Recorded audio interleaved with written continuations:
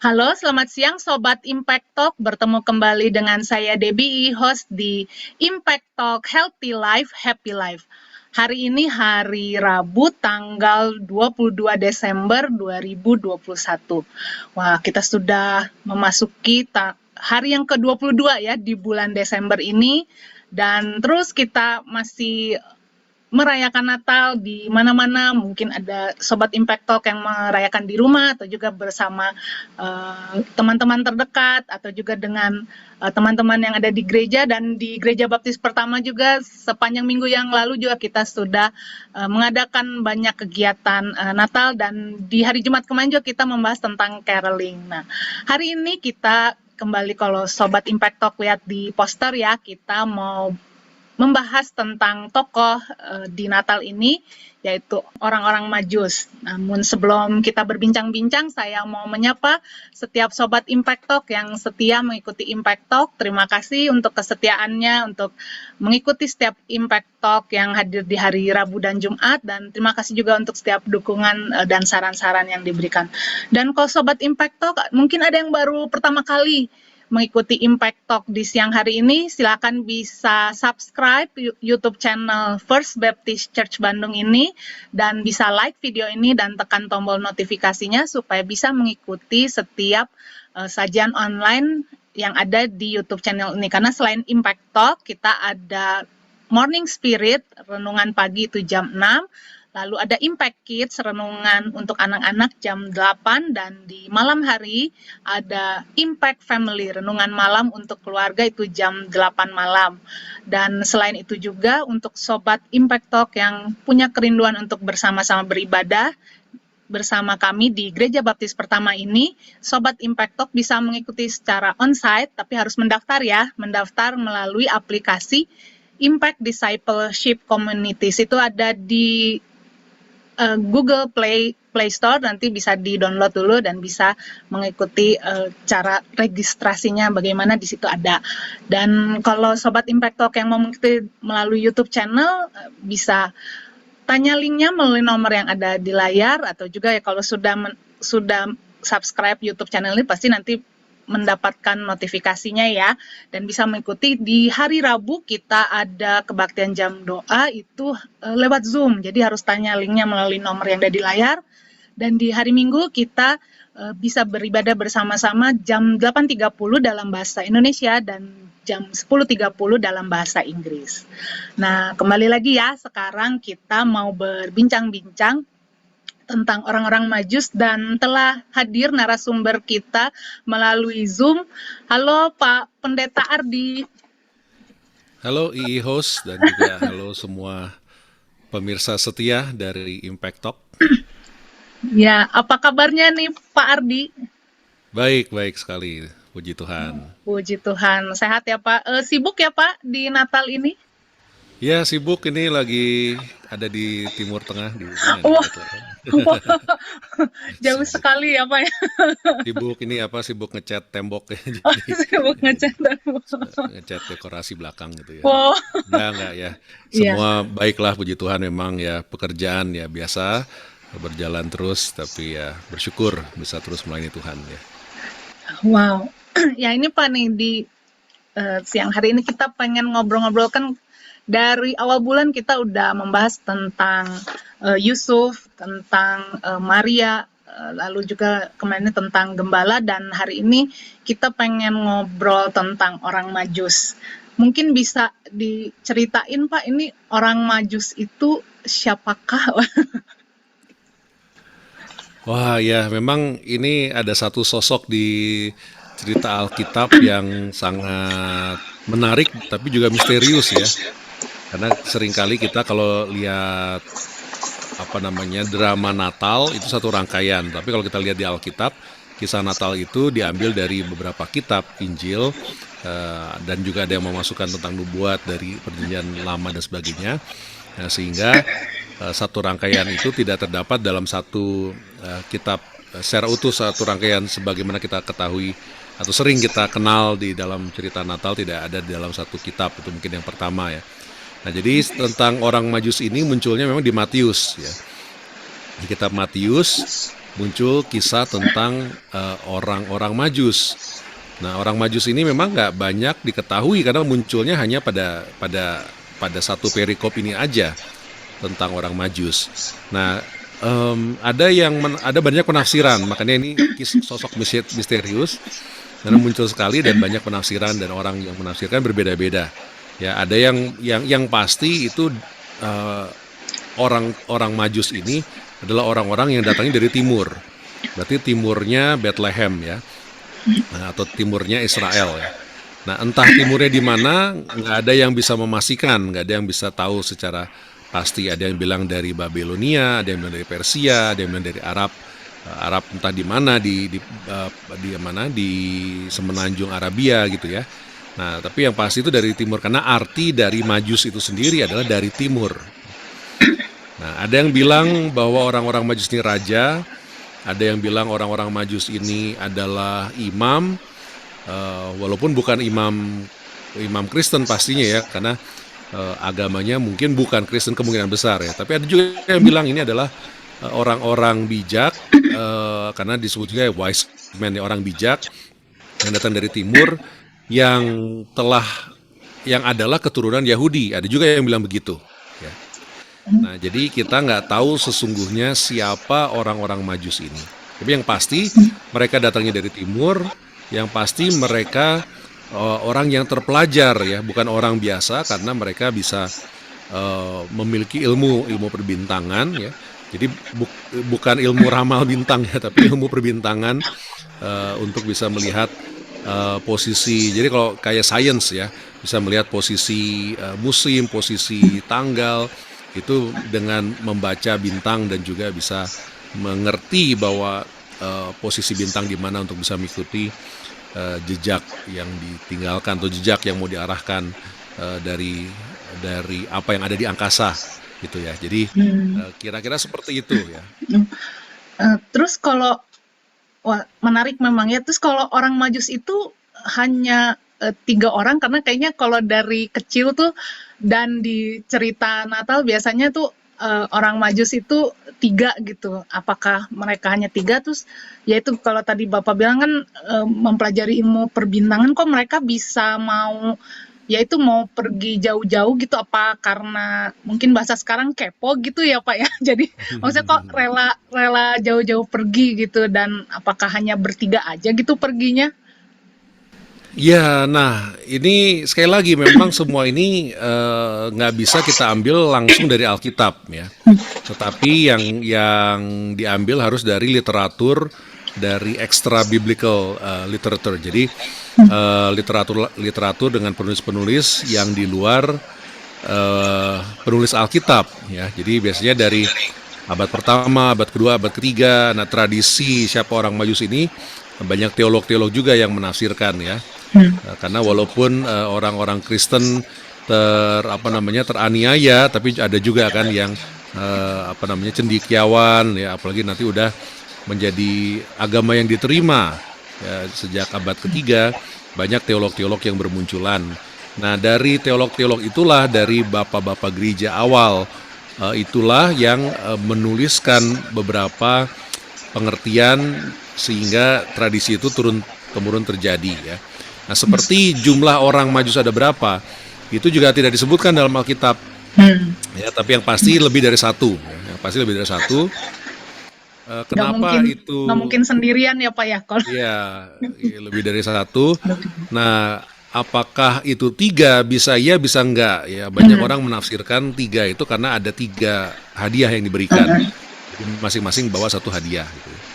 Nah, atau apakah 3 ini perwakilan dari yang lain, kita juga nggak tahu ya. Yang pasti lebih dari 1 karena dari kata itu sendiri itu adalah kata jamak ya, bukan kata tunggal ya. Oke. Jadi kayak bukan orang timur, orang-orang dari timur, jadi gitu ya. Bahasa tense bahasanya, kata bahasanya. Jadi pasti lebih dari 1 dan mereka datang dari timur.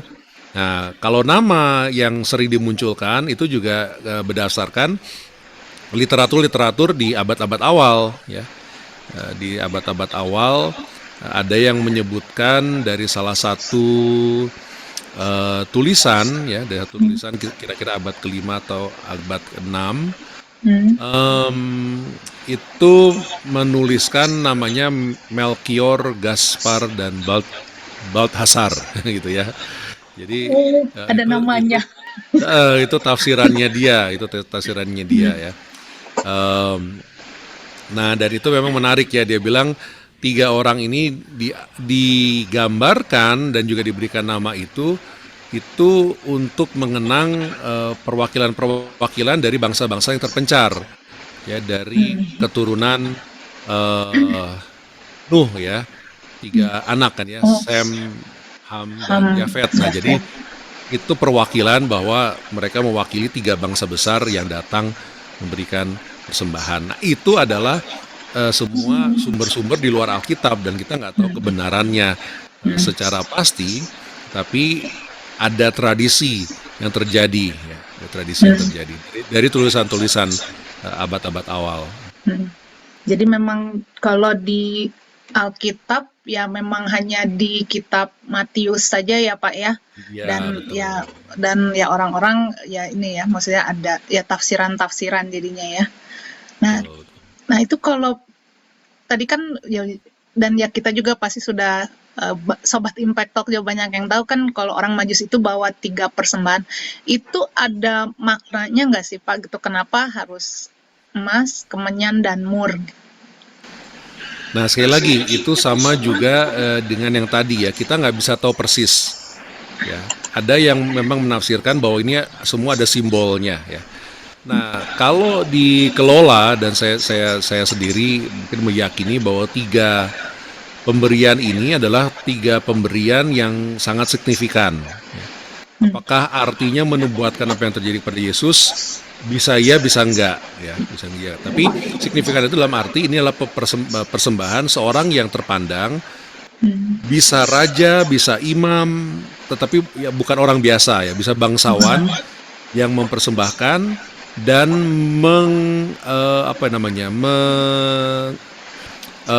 mengesahkan bahwa memang Yesus ini adalah raja.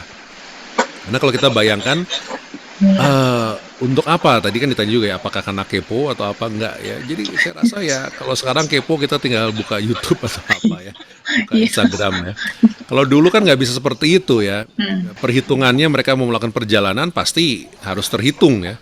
Karena satu hari paling bisa jalan berapa kilometer gitu kan ya. Belum rombongan yang harus dibawa, supplies, satpam, makanan. Jadi semuanya itu harus diperhitungkan. Jadi nggak bisa ya udahlah kita jalan ke Cimahi yuk, nggak bisa begitu, beda ya. Jadi benar harus terhitung. Nah, tetapi yang pasti dengan tanda di langit yang mereka lihat, karena mereka mempelajari ilmu perbintangan itu, mereka tahu ada suatu tanda yang ajaib, ada sesuatu hal yang luar biasa. Nah, jadi termasuk persembahan yang dibawa, kalau kita renungkan secara praktis, apakah ada makna praktisnya atau enggak gitu kan ya? Kalau kita ngasih ke anak aja ya, kita ngasih ke anak, apakah praktis dikasih emas, kemenyan sama mur gitu kan ya?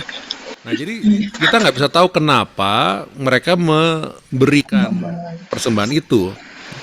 Apakah mereka, makanya ada yang menafsirkan bahwa mereka itu orang Yahudi karena mereka sudah tahu ya, bahwa oh ini Sang Mesias. Sang Mesias adalah raja, jadi harus diberikan persembahan raja. Nah, tetapi yang signifikan juga dari persembahan itu adalah itu bukan persembahan biasa. Nah, kayak tadi ya, secara praktis kalau ke bayi kita ngasih apa? Mungkin popok atau kain atau Iya. apa gitu ya. Iya. Tapi kalau untuk ini adalah kayak tadi legitimasi bahwa ini adalah raja. Raja. Makanya mereka yakin untuk mengikuti bintang. Karena menurut penafsiran mereka bahwa bintang itu menandakan ada raja yang besar ya.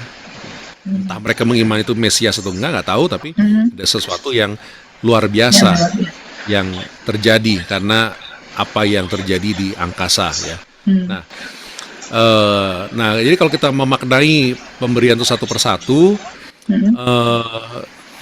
baru kita mulai bisa menafsirkan. Tapi kalau saya sendiri, apakah penafsiran itu bersifat alegoris atau enggak ya bisa saja, atau bisa makna yang sesungguhnya. Jadi maksudnya ya kita nggak tahu pasti ya, tapi ya kita bisa lihat lah misalnya emas itu adalah persembahan raja ya. Hmm. Dari raja untuk raja biasanya mempersembahkan emas. Nah, jadi sekali lagi itu adalah legitimasi bahwa Yesus memang adalah raja Raja. gitu ya. Emas, ya. Hmm. Kemenyan juga sama, kemenyan itu mahal. Ya. Dan Hmm. kemenyan itu makanya ada yang menafsirkan itu di Arabia karena baik kemenyan maupun mur itu dari Ada. tumbuh-tumbuhan yang adanya eh, di Arabia ya di Hmm. Persia ke timur lagi ya yang sekarang mungkin Saudi Arabia di daerah sana ya Saudi Arabia Hmm. Irak daerah sana ya. Nah jadi penafsirannya itu. Nah artinya sendiri kalau kemenyan itu memang untuk ritual ya ritual keagamaan. Ya. Jadi ada yang Hmm. menafsirkan bahwa Yesus itu raja, Yesus itu imam ya kan. Jadi diberikan kemenyan dan mur itu sendiri juga satu lagi itu adalah persembahan yang istimewa karena itu persembahan yang mahal satu. Yang kedua, mur itu wangi-wangian yang dipakai untuk berbagai macam hal ya. Hmm. Kalau di Persia sendiri dari beberapa literatur yang saya baca pada zaman Yesus di Persia sendiri itu digunakannya untuk luas sekali ya, Hmm. luas sekali. Tetapi di Israel mur itu lebih banyak digunakan ketika penguburan ya. Karena mereka penguburan itu di Israel kan hanya dimasukkan ke dalam gua-gua ya. Hmm. Gua-gua ada apa namanya kayak kolom-kolomnya atau apa jadi tubuhnya dimasukin ke situ saja.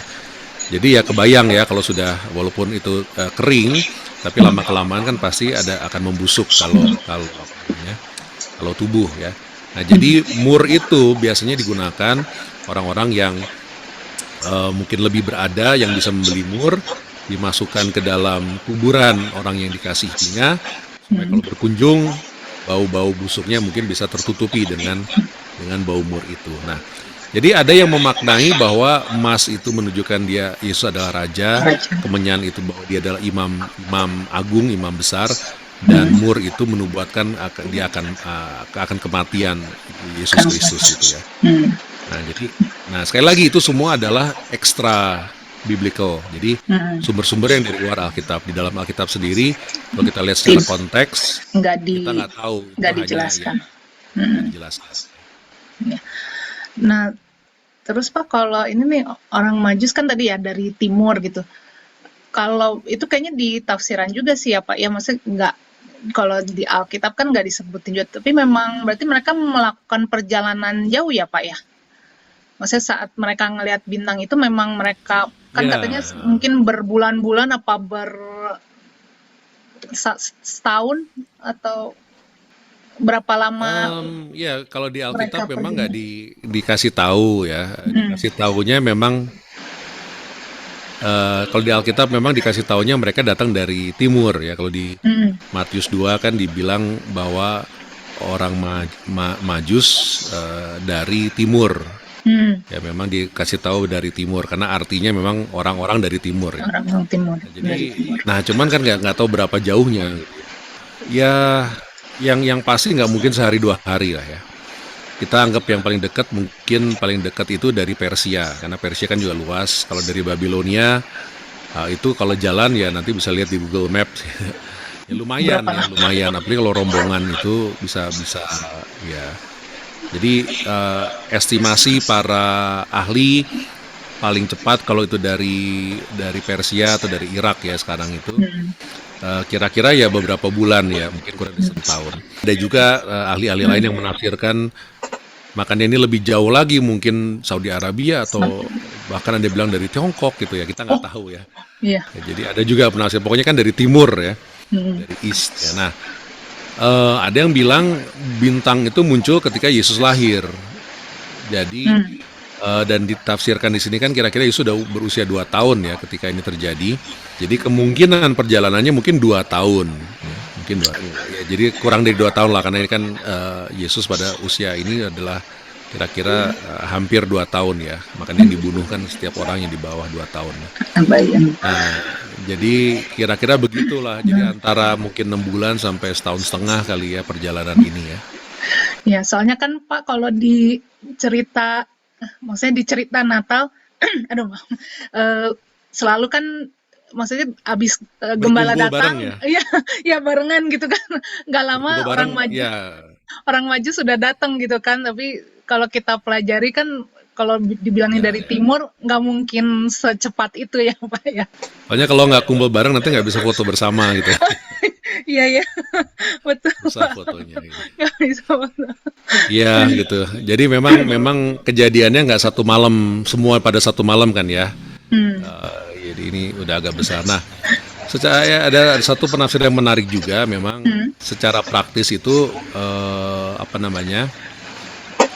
Ini adalah modal karena nggak lama setelah itu kan mereka akan ke Mesir ya melarikan diri Oh. karena Herodes membunuh itu. Nah, jadi dengan pemberian ini bisa modal untuk hidup di Mesir ya. Hmm. Nah, jadi kalau ada yang apa orang berpikir secara praktikanya untuk apa kenapa Tuhan mengatur untuk bisa diberikan dikirim emas kemudian dan mur karena semua itu berharga bisa dijual dan pasti cukup untuk membiayai Betul. Yusuf, Maria dan Yesus dan mungkin keluarga yang lain kalau ada gitu ya untuk bisa tinggal di Mesir melarikan diri itu ya. Oh ya, wow.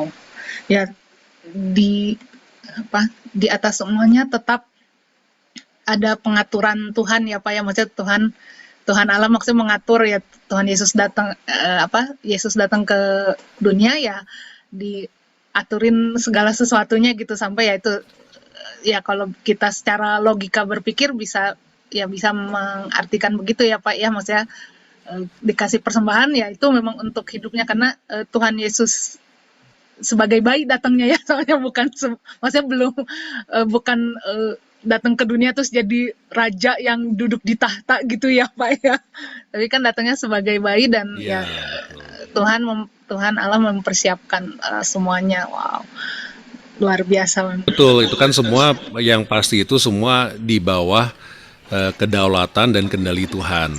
Ya, ya. Nah, jadi kalau memang kita lihat secara alkitabiah, mau nggak mau kita harus melihat dari kitab Perjanjian Lama.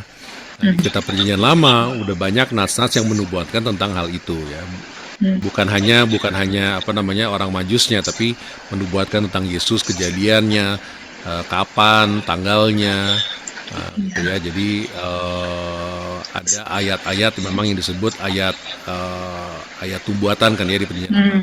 Ya, prophetic messianic verse ya. Jadi maksudnya ayat-ayat menuju kepada Yesus itu tersebar di berbagai tempat di Perjanjian Lama. Jadi kita lihat ya memang kejadiannya seperti random seperti ini, tetapi pasti di bawah kendali Tuhan ya. Ya, wow. Nah, terus Pak, ini pengen nanya lagi nih, orang Majus kan sudah datang, udah ketemu bayi, terus kan waktu pulang itu kan mereka, nah itu tadi sih kan Bapak bilang belum tentu percaya sama Tuhan, tapi kok bisa waktu disuruh pulang lewat jalan lain itu kok bisa nurut ya Pak ya? Ya, saya juga nggak tahu ya secara pasti seperti apa ya. Tapi pengalamannya kan pasti ini suatu pengalaman yang luar biasa ya bagi mereka. Mereka mau bisa bergerak aja pasti membutuhkan iman, walaupun imannya mungkin berbeda sama yang kita hayati sebagai iman. Ya. Apakah Tuhan bisa memakai orang yang tidak percaya kepadanya untuk menolong orang-orang dan mempengaruhi orang-orang? Ya pasti bisa juga gitu kan ya. Nah, jadi makanya ada yang menafsirkan juga kan mereka orang Yahudi gitu kan ya. Tapi jadi kayak seperti apa Daniel ya atau Sadak, Mesak, Abednego gitu kan ya, mereka yang di pembuangan tapi mereka jadi bangsawan, jadi apa, jadi masih memiliki tradisi dan pengertian Yahudinya gitu. Jadi bisa saja jadi mereka dipakai untuk melakukan itu ya. Seperti waktu Nehemia membangun tembok kan juga dia orang Yahudi pembuangan, tapi dia diposisikan di tempat di mana dia bisa bersumbangsih kepada Israel gitu ya. Jadi ya pasti mereka makanya orang terpelajar yang terpelajarnya mungkin berbeda sama yang kita anggap terpelajar sekarang ya. Apakah mereka lebih lebih peka dalam membaca tanda-tanda seperti bintang dan juga pengalaman dengan malaikat dan sebagainya. Mungkin itu yang kita bisa sebut dalam kacamata Kristen bahwa itu adalah iman ya. Sehingga mereka disuruh oleh malaikat untuk pergi ke jalan lain ya, itu mereka lakukan dengan iman ya. Entah itu malaikat, karena malaikat juga kan kita nggak tahu wujudnya seperti apa ya. Apakah wujudnya seperti apa namanya, pakai sayap terus terbang-terbang, mungkin seperti itu. Nggak tahu ya, kalau wujudnya Atau seperti itu mungkin semua orang ya pasti percaya gitu ya. Atau malaikat itu wujudnya seperti manusia dan ya, memberitahu, tetapi mereka merasakan ya. Kayak hmm, kejadian misalnya dengan Abraham kan, ketika Abraham malaikat ya, ya ketika malaikat datang pun ya kayak orang biasa kayak gitu orang kan ya. ya. Nah, sedangkan malaikat itu sendiri artinya kan messenger ya. Jadi kita nggak tahu seperti apa, tapi yang pasti harus ada kepekaan yang lebih daripada orang biasa. Kalau nggak mereka pun nggak akan menjalankan eh, berbulan-bulan atau bertahun-tahun untuk datang melihat Iya, raja gitu ya. betul. Wow, luar biasa ternyata ya kalau kita belajar terus tentang orang Majus ini, walaupun sudah selalu ada di setiap Natal, tapi pasti tetap ada hal-hal baru ya Pak ya yang bisa kita pelajari. Nah Pak, ini kita udah ngobrol-ngobrol tentang orang Majus, mungkin ada kesimpulannya nih Pak, dan apa yang bisa kita teladani dari orang Majus ini. Eh, Kesimpulannya ya pasti kita bisa mengambil makna yang penting ya. Kalau kita kembali ke nats dari Matius 2 itu, ya kita lihat bahwa kita ya pertama-tama harus meyakini bahwa Yesus itu Tuhan Allah juru selamat ya. Karena secara rasional kayaknya kalau nggak sungguh-sungguh orang Majus entah tiga, entah empat, entah dua, kita nggak tahu berapa jumlahnya, untuk mereka mau berinvestasi ya dalam kutip ya, meninggalkan tempatnya, meninggalkan pekerjaannya berbulan-bulan, bahkan mungkin lebih dari setahun, untuk melihat dan menyaksikan kejadian yang saya yakin dalam penafsiran mereka melihat tanda bintang itu inilah kejadian sekali seumur hidup atau sepanjang masa. Makanya mereka tergerak di situ. Nah, jadi nomor satu, legitimasi yang diberikan oleh orang Majus bahwa Yesus adalah Allah, Raja, itu satu hal yang bisa kita pelajari ya.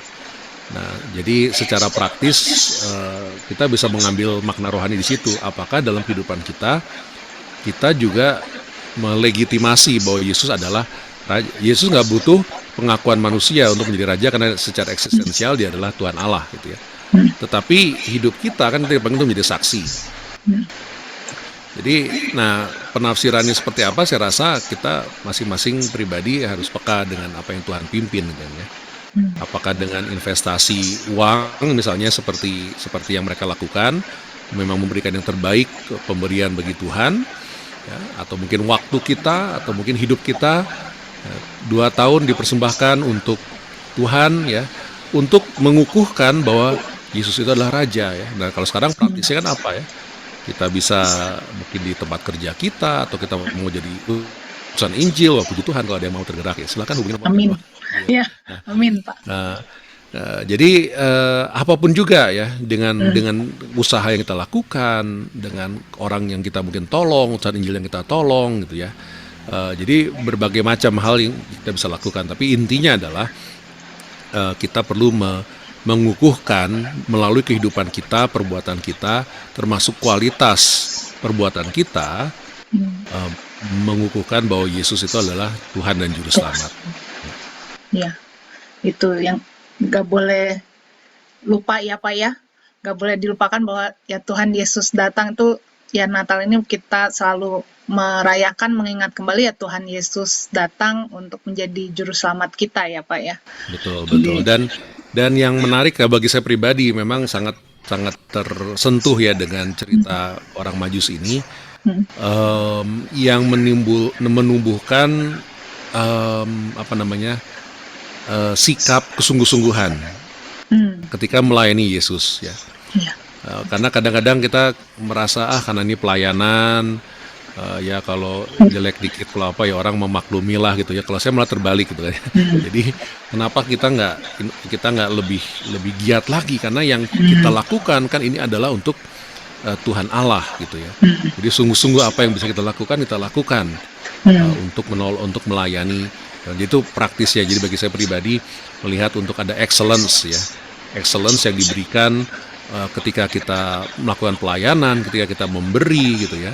Kalau kadang-kadang misalnya secara praktis ya persembahan persepuluhan gitu ya. Kadang-kadang ya kalau kita hitung-hitung ya memang nggak bakal cukup karena biasa manusia kan menyesuaikan dengan apa yang dia hasilkan per bulan gitu ya. Jadi kalau motong 10% kayaknya nggak cukup ya.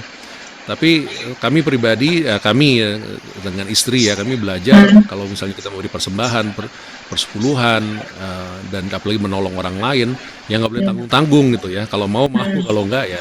Tapi kalau mau itu. Jadi nggak ada istilah, aduh wajib 10% kan nggak ada gitu ya. Karena dengan sukacita kita pasti memberikan ya, sebisa mungkin lebih dari 10%. Itu adalah suatu kehormatan kita bisa menyaksikan mewujudkan Tuhan, apalagi dengan tenaga, dengan pekerjaan ya. Kalau kita mau melakukan kalau kita punya skill tertentu gitu ya, persiapan acara dan sebagainya, kalau kita bisa memberikan yang terbaik kenapa enggak gitu ya. Itu praktisnya kalau dari saya. Iya, betul Pak, karena ya jadi ingat ya itu ayat di Kolose 3:23 ya Pak ya, maksudnya melakukan segala sesuatu buat Tuhan gitu. Jadi ya kalau kita ya melakukan pekerjaan dan pelayanan kita, kalau ya itu kalau ngelihatnya untuk membuatnya untuk manusia kan ya mungkin oh ya udahlah kalau segini aja, tapi kalau kita memang dengan hati mau melakukannya buat Tuhan kan kita pasti pengen memberi yang terbaik ya Pak ya, nggak hanya sedikit saja sedikit saja Ya betul atau dan ini salah satu seadanya teladan aja ya. Ya atau betul, dan ini adalah teladan yang baik dari orang Majus ini. ya dari orang Majus. Itu luar biasa kan, memang meluangkan waktu ya, betul juga ya Pak ya. Berarti kan meninggalkan pekerjaan juga ya, walaupun mungkin pekerjaannya adalah melihat atau mencari ya, melihat bintang atau mempelajari itu, tapi mungkin kalau ada yang ya kita tidak tahu, kalau ada yang punya pekerjaan lain tapi berarti kan ditinggalkan ya Pak ya untuk Ya, pergi mengikuti bintang gitu. dan untuk dia bisa menjadi posisi itu pasti harus bekerja untuk sesuatu atau seseorang kan. Ya pasti penguasa di daerah itu loh ya. Jadi mereka berani mengajukan cuti untuk kira-kira sampai Cuti. kami kembali gitu kan ya. Karena mereka juga nggak tahu kan ngikut ya. Kami Oh mau iya, cuti sampai sampai berapa kami lama? kembali gitu kan ya. Jadi mungkin Biasa. kumulatif udah 30 tahun kerja gitu ya. Jadi bisa Jadi cutinya punya 2 tahun atau 3 3 tahun gitu tahun ya. ya, mungkin ya nggak tahu ya. Ya nggak tahu. Tapi ya pasti ada resikonya kan ya. Ya, betul. Kalau rajanya yakin mungkin rajanya malah membekali, tapi kalau rajanya nggak yakin kan ya silakan aja. Tetapi jangan kaget kalau udah pulang nanti ada orang lain yang menggantikan, nggak tahu ya. Kita nggak tahu Iya. kan ya. Tapi pasti ada pengorbanan yang pasti kan. Iya. Nah, terima kasih Pak Ardi nih, siang hari ini udah bisa berbincang-bincang, kita belajar terus ya tentang orang Majus. Dan ya itu belajar bahwa ya harus tadi peka ya Pak ya, harus peka, harus mengikuti juga, harus beriman ya, seperti sekarang kita dalam kehidupan kita juga berarti harus peka sama suara Tuhan, apa yang pastinya Tuhan mau untuk kita lakukan ya. Kalau tadi Pak Ardi bilang juga di pelayanan, di pekerjaan pun juga kita memberikan yang terbaik, dan ya Yang itu terbaik, yang ekstra yang kalau bisa ya. yang Sungguh-sungguh. ekstra yang sungguh-sungguh. Tujuan kita kan untuk memuliakan Tuhan ya. Nah, jadi kalau biasa-biasa ya Tuhan pasti tetap dimuliakan ya. Tapi apalagi kalau kita memang benar-benar mempersembahkan yang terbaik ya, persembahan yang terbaik untuk Yang Tuhan, terbaik. itu menjadi kesaksian bagi orang-orang untuk melihat ya. Jadi kita bisa mengambil teladan yang sangat baik yang kita bisa pelajari dari kisah orang Majus ini. Kisah orang Majus. Wah. Ya, sekali lagi terima kasih nih Pak, sudah kita bisa berbincang-bincang. Nah, sebelum kita berpisah ya Sobat Impact Talk, saya mau mengingatkan di hari Jumat ini tidak ada Impact Talk ya, di tanggal 24 Desember tidak ada Impact Talk karena kita mau bersama-sama mempersiapkan diri untuk kebaktian Natal hari Sabtu tanggal 25 Desember ya, jam 9 pagi. Silakan Sobat Impact Talk, kalau yang mau mengikuti onsite bisa mendaftar melalui aplikasi karena masih terbatas ya. Kalau yang mau hadir secara onsite masih terbatas dan harus mengikuti protokol kesehatan. Jangan lupa ya, hari Sabtu ini tanggal 25 Desember kebaktian Natal jam 9 pagi. Banyak sekali acara-acaranya, Sobat Impact Talk bisa lihat ya di poster yang ada di sini, yang ditayangkan di sini. Itu banyak sekali acara-acaranya. Jangan lupa untuk mengikuti, kita bersama-sama mengingat kembali, merayakan kedatangan Tuhan Yesus, Juru Selamat kita yang lahir di dunia, dan kita akan bersama-sama beribadah mendengarkan firman Tuhan. Jangan lupa terus ikuti Impact Talk, saksikan nanti di Rabu depan ya, kita mau memasak bersama-sama menu apa yang akan kita masak. Tunggu saja, nantikan saja di hari Rabu tanggal 29 Desember. Dan untuk Sobat Impact Talk, kalau mungkin mengikutinya tadi di tengah-tengah bisa ulang lagi ya videonya. Dan kalau Sobat Impact Talk juga mau, ini hari ini kok hanya tentang orang Majus, mau lihat di playlist bisa cari, ada, kita sudah membahas tentang Maria, Yusuf, Gembala, dan hari ini tentang orang Majus. Nah, untuk hari ini sampai di sini Impact Talk, saya Debbie host pamit. Dan saya Ardi, mari. Kami pamit undur diri, sampai jumpa lagi. Tuhan Yesus memberkati.